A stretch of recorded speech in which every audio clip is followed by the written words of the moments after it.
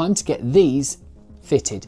Now you've seen that already where I put the hardware on and then juggle them for about 15 minutes before they actually all latch in. You don't need to see it again.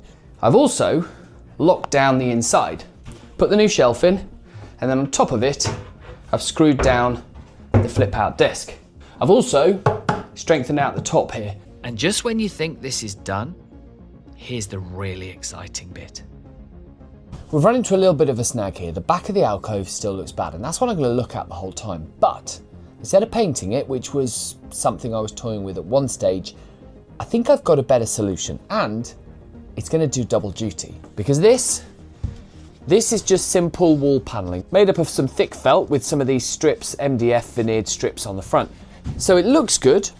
I think it's pretty easy to fix up there, and it's going to help us with one of the other issues that we're coming up against. I think because we've boxed off the sides, it's going to be fairly easy to fit. I'm just going to screw it into the plywood. The back I might need to drill some holes into the wall, and that has led me to a clever idea. If I'm going to drill the holes, I might as well stick some of these shelf brackets in so I can get a bit more storage. Now these are simple, just 3D printed. They fit in the slots, and well, that's about it really.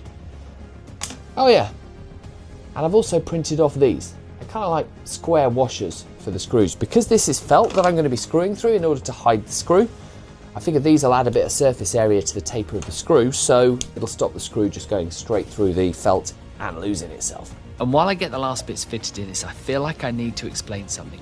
Filming inside this alcove for this entire build has been so difficult to get the right angles. So I went out and I bought myself a little camera that mounts on the end of a cap. And basically, I then looked at the footage and everything makes you feel really quite seasick. So I've had to cut this down to the bare basics just so I can show you how I've finished up. I screwed everything into place. I cut around all of the hinges so everything was really neat and flush. I used double-sided tape to stick back all of the felt. I put my 3D printed brackets in. I made some other brackets for some other things, and I made some shelves. I even acoustic paneled the underside of the shelves. And it was all going really well until